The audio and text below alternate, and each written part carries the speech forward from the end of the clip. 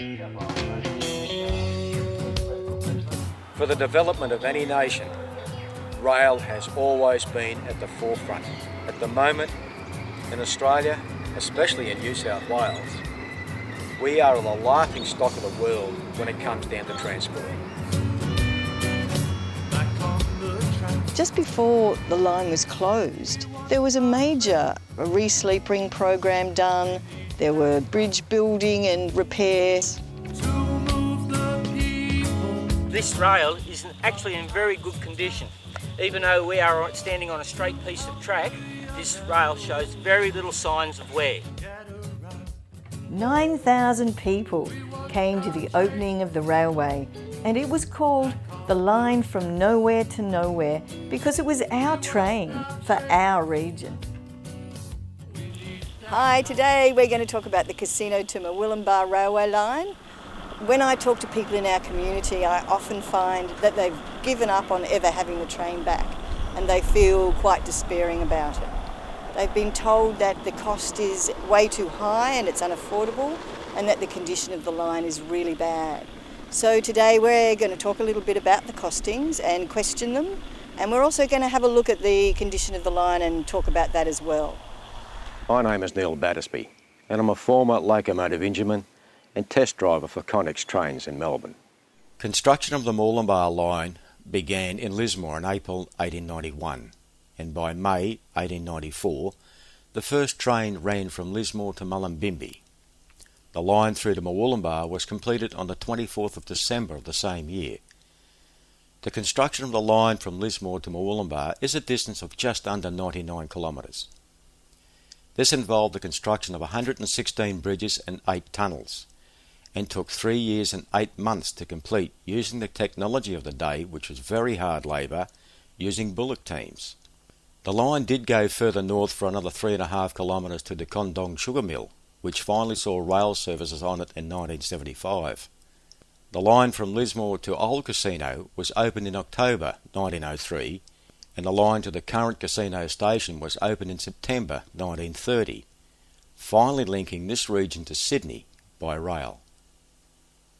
During the late 1970s and early 1980s, I had the privilege and permission to do an 8mm film on this line.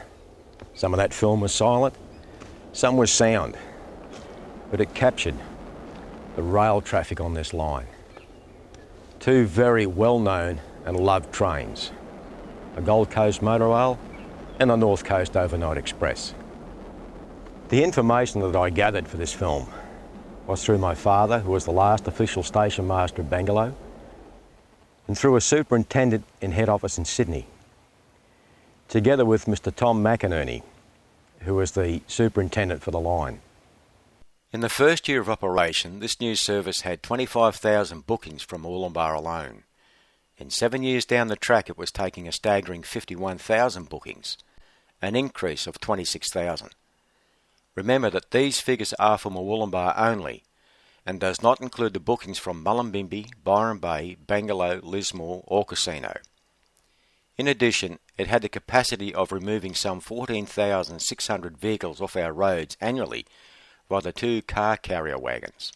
The cost of operating this service per year was close to $11 million, yet its average yearly financial return was an astonishing $22.5 million. This service was so popular that in 1978 another service was introduced to cater for the demand of the public. The combination of these 2 services catered for over 1,600 passengers daily. Mr. Neil Morris was the North Coast Marketing Manager for the railways based at Grafton, and was the driving force behind the introduction of the Gold Coast Motor Rail and the Pacific Coast Overnight Express. He was also responsible for increasing freight services on the Murwillumbah line, but on Christmas Eve 1980 he was sacked for doing so. Councillor Tom O'Connor said that he had it on good authority that a senior officer who had embarrassed the Commission by attracting too much business would get the bullet. In the early months of 1990, both of these services were replaced with the XPT, with a seating capacity of only 434. The seating capacity of the former 2 services was 1,600. the XPT effectively ran as a night service through the region, severely reducing the capability of local usage as a type of commuter service like the former Motorrail and Overnight Express, resulting in a drop of patronage. When Queensland's South Coast Railway line reached Tweed Heads in 1903, there were immediate calls from local members of the Parliament of New South Wales to extend the Murwillumbah line another 18 miles or 29 kilometres to Tweed Heads so the two railways could meet. The Parliamentary Standing Committee on Public Works examined the proposal but narrowly voted against it in 1904. There were 3 other proposals to extend the railway to Tweed Heads before the idea was dropped in 1928. The people who put forward these proposals had the foresight for the future of the area and the population growth of the region. If this line was extended back then, it would be an integral and important portion of this region's infrastructure today. Railways in New South Wales began with 2 private companies, the Sydney Railway Company and the Hunter River Railway Company. They found it very difficult to operate as a private organisation, and the government finally took them over to form the New South Wales Government Railway.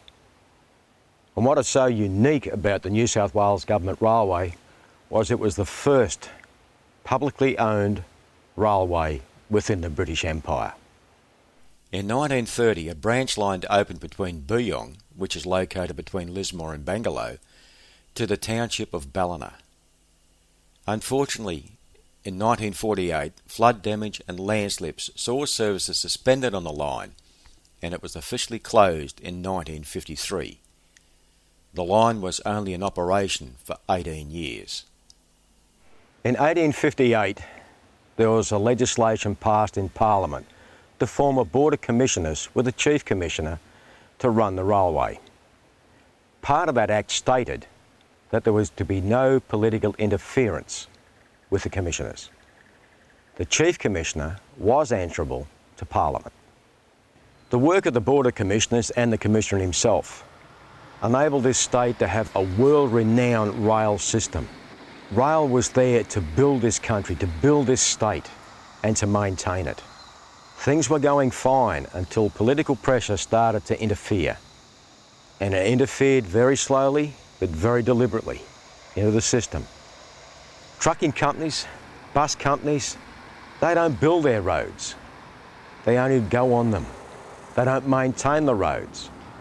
But with the railways, they built them, they purchased the land, they built the bridges, they made the tunnels, they built the trains, and they maintained them. All of that industry here in Australia now, especially New South Wales, is virtually gone. Road lobbyists meet the politicians, pay to their political parties for favours for them. In September 1997, Northern Rivers Railroad commenced operating cement and fly ash trains from Grafton to Casino and Murwillumbah under subcontract to Freight Corp. In May 1999, a tourist service started operating the Rich Rail tourist train between Murwillumbah and Lismore. It also ran to other destinations including Brisbane. This train was stationed at Murwillumbah, and in April 2004 the Rich Rail train was ordered off the Murwillumbah line by the New South Wales Government, eliminating any tourist rail service on the line for the time being.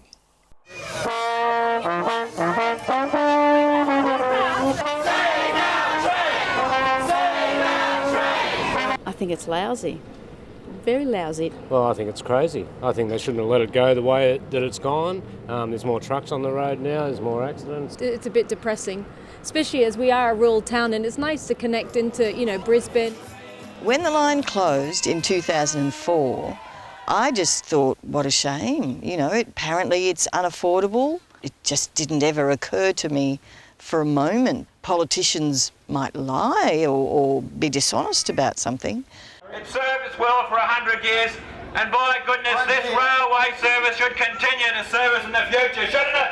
Yeah! Absolutely! Public transport is a public service and it shouldn't ever be meant to make money. The trains in Sydney don't make money. If the Queensland Government gets the logic of extending its rail service south to the Gold Coast, I don't understand why Labor doesn't get the message about the need for a Casino Moolumbar link that goes well beyond Moolumbar. We've put $75 million on the table, and we've said if the federal government matches that dollar for dollar, we'll immediately commence the work to reopen the track. They're going to rip out a lot of the lights, where they're going to basically disable the track to be used. I mean, this is vandalism of the first order. Here we have a government that wants to take away what little we do have. Shame on them. More trains, less cars! All this protests, all this good-meaning intent by the locals of the North Coast means zip, it seems, to Michael Costa or to Bob Carr. I mean, we should be getting more people onto rail off roads. Well, the Coalition is determined to reopen the Casino Moolumbar rail line, not just to provide a commuter service, but also because of the economic benefits it can provide to the area. Every election after that, the Nationals talked about how cheap they could bring the train back and how they'd definitely bring the train back when they got into power. And so then, of course, when they got into power, I was thinking, oh, isn't it great? We're going to get our train back. The next thing we hear, they're saying that it's unaffordable as well, and it's going to cost $953 million to reinstate the train.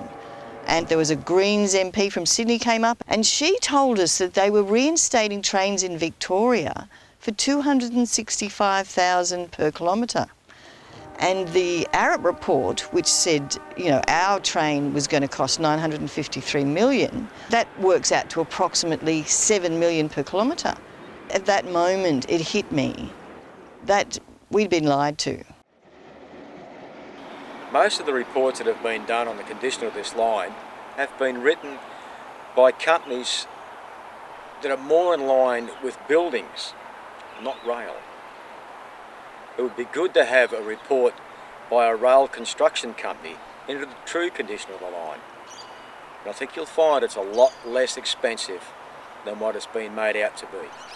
After Sydney and Melbourne, this region is the most visited area for domestic tourism in Australia. We have 4.6 million tourists per year.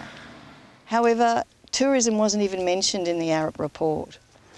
The Arup report states the main reason for the initial closure of the Casino to Moolumbar Railway was the population of the Northern Rivers is proportionately older than the rest of New South Wales, and this demographic are less likely to have access to a car.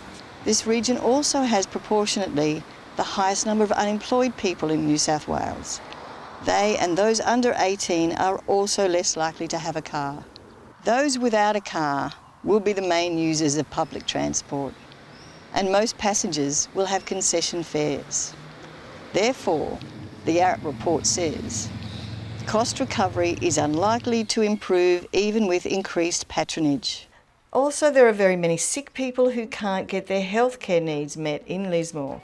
They have to go to Brisbane or the Gold Coast and they can't drive.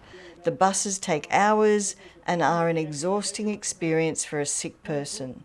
Many elderly people and poor people are stuck at home, and social isolation is a constant element in research on illness and death. So basically the Labor government of the day closed our railway line because we had a lot of people who needed public transport. I just can't understand them taking the trains away. I just don't like to take them away at all. What am I going to do? I got involved in a group called the Northern Rivers Railway Action Group because I want the community to know that we can afford our railway line. There are so many reasons why it's good for our community. And we've been doing the market stalls for years now, and so many people come up and talk about how much they'd like to have the train back. It's really popular. Ideally, the best part to start out with would be reopening a line between Casino and Lismore, allowing this area of Lismore as a central hub for the area to have transport back by rail either to Sydney or turn right at Casino and go to Brisbane. A company called Elements of Byron are putting a train on the track at Byron Bay on 3 kilometres of track for $1 million. That works out to about $330,000 per kilometre. And again, we have to ask ourselves, how can the Arup report be saying that the railway line would cost over $7 million per kilometre when we've got that to compare with? There was a new railway line built between Darwin and Alice Springs. It was 1,420 kilometres and it cost 1,200 million, which works out to 845,000 per kilometre. And it was a brand new railway line that went across several rivers, through inhospitable terrain. There was something like 1,500 culverts, and it cost nowhere near 7 million. So if we actually compare how much the Casino to Murwillumbah line would be if we costed it the same as the Darwin Railway, it would work out to almost 110 million. And if we costed it using the amount that the Elements of Byron train is costing, which is 330,000 per kilometre, it comes out at 42,900,000. Of course, the Arup report estimates the cost at 953 million. It's staggering the amount of difference. It just seems as if we've been lied to. ARAP, sure, they're in the construction business, but not rail construction. I firmly believe that this line could be re-established again for rail services, including some freight, for less than half of that. But a lot of people, when they read the report, fail to read the very front page.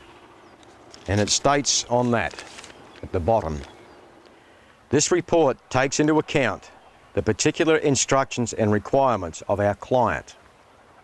It is not intended for and should not be relied upon by any third party, and no responsibility is undertaken to any third party. In other words, it was written under the instructions of the government. Remember what I was saying before about the Board of Commissioners and the political interference? There's a classic example of political interference.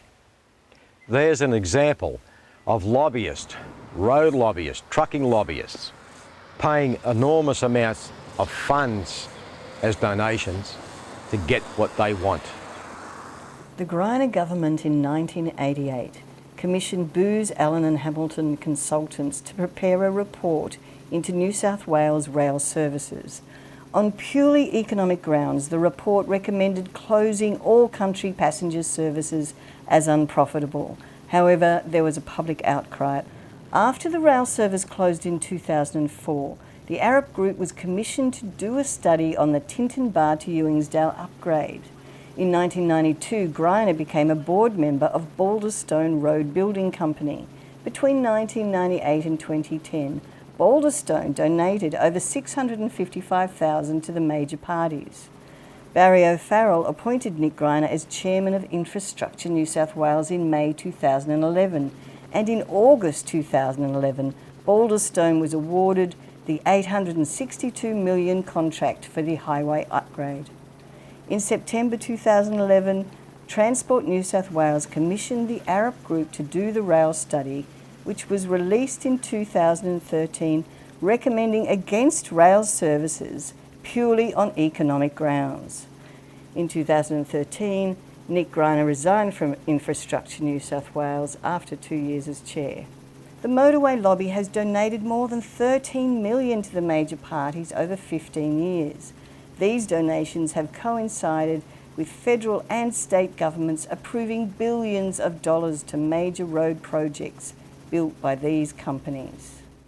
Our politicians are elected to serve the people, not the party and not the lobby groups, and not individual corporations. They are there for you, not them. And you've got to make that point clear to your local member. Hi, my name's Philip and I'm a former New South Wales Rail employee and Queensland Rail employee. I spent the last decade of my railway career on the Casino to Murwillumbah branch line. And I'd just like to say a couple of things about the condition of the line today. Just about all the branch line has 1 in 4 steel sleepers. And in some cases, it's 1 in 3. As we have here, it's like 8 steel sleepers to 1 timber. Most of the branch line has a very good formation of ballast, as you can see here. The track has been heavily ballasted over the last 20 years of its working life. Very little work needs to be done between Lismore and Casino to re-establish a rail service. This rail is actually in very good condition. Even though we are standing on a straight piece of track, this rail shows very little signs of wear. As far as World Rail safety standards go, this track would be regarded very highly as the condition that it is in today. Despite the fact that it's got a little bit of rust on it, run a train over the top, it'll be back to shiny metal in no time. This piece of track, as you can see, is very well tied. It has steel sleepers just about in every one with an odd timber. So at 47 kgs per metre, this today is regarded as modern heavy railway line, which was taking locomotives of up to 110 tonnes before closure. Now presently on what was known in railway terms as the racecourse bridge. This bridge has very good timber top, in other words, good transoms. The transoms are the timber work that holds the track together, e.g. they're just a sleeper on a bridge. So really, this track today would support a train in sections. The bridges is where there is some cost involved. Jeff Clark, the railway engineer from the Byron train, estimates that if all the bridges need concrete piers, then reinstatement of the line is likely to cost $2 million to $2.5 million per kilometre. At the most, this works out to $325 million for the whole line, which is a third of the Arup estimate. It is a credit to those who maintained this line in its latter days before services were ceased. In New South Wales we have many major regional centres: Bathurst, Dubbo, Tamworth, Armidale, Wagga Wagga, Albury. All these places, all these major regional areas have rail services still going to them, except one, and that is Lismore. So why not re-establish the line back to Lismore, and let's get the ground starting to roll again for services back up to Murwillumbah and even extension on to the Gold Coast. In Queensland they have the Kuranda Railway, an enormous tourist attraction. Puffing Billy, which I've visited many times, very popular. The Pitchie Ritchie Railway in South Australia. This line, the Casino to Murwillumbah Rail Corridor, has that potential. It's actually about the whole of Australia becoming more energy efficient and doing something about climate change. Many locals in our area would have noticed a dramatic increase in road traffic. And this trend, unfortunately, is set to continue and get even worse. Our councils are struggling to maintain the roads, full of potholes and jagged edges, creating damage to your own vehicles. The COAG Road Repair Program has explicitly stated that it does not intend to include social costs such as traffic congestion, air pollution, carbon emissions, and road accidents in the pricing reform process. The Northern Star, one of our local newspapers, on the 9th of July 2015, published an article that within a 31-hour period in this area, there were 8 major road accidents, 9 hospitalised and unfortunately 2 deaths. It's important that this line be reopened to rail services to reduce the amount of accidents and damage done to our roads. I firmly believe in an integrated transport system, and that's what this area desperately needs. One of the reasons why we believe it's important to bring the railway back into use is because it'll cut carbon emissions hugely. The Deloitte report of 2011 states that Australia is now the most intensive user of road freight in the world, and it has the least energy efficient road passenger transport among members of the International Energy Association. Road travel produces more than 40% more carbon pollution than rail travel for each kilometre travelled by a passenger. A national government report in 2014, The Bottom Line on Energy Efficiency, says rail freight emits 75% less greenhouse gas emissions per tonne of freight moved compared to the road freight transport sector. Over the years, there have been a number of reports since the line had its services ceased in 2004. PricewaterhouseCoopers, their report was favourable for putting rail services back on. A professor from Southern Cross University wrote an article on it too, and his findings were exactly the same: put the trains back. If we had a reliable commuter railway service in the Northern Rivers that was available and had good timetabling for people going to work, for shopping, health appointments, study, there are so many ways in which ordinary people would be saved money and would benefit. Taxpayers in this area are not getting the same services as those in Sydney. There are those in our community who would like to see this rail line turn into a rail trail. The people who are trying to get the rail services back for you don't have those interests, except you, the community, because we feel that rail is vitally important to sustain the society that we now have and to advance it. It is clear the government's preference is to rip up the existing rail line and effectively privatise the corridor for a rail trail.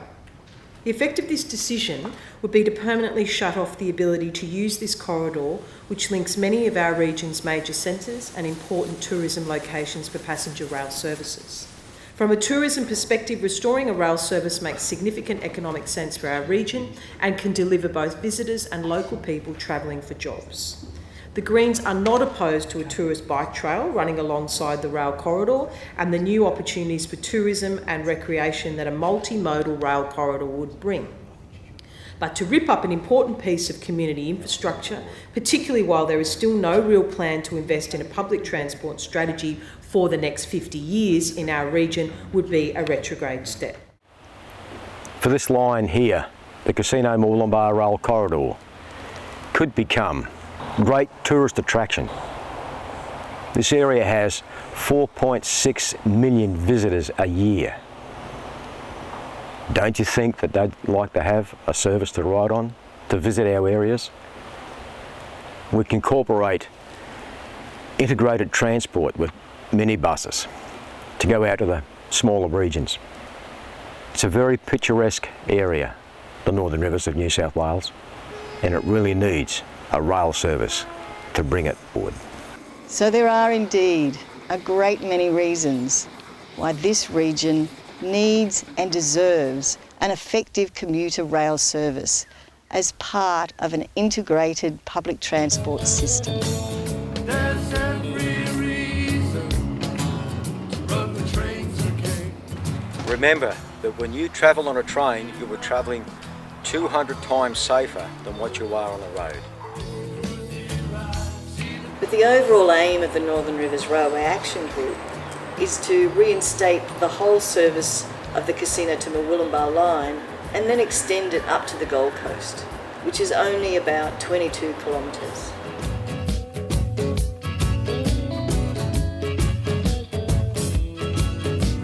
Biodiesel.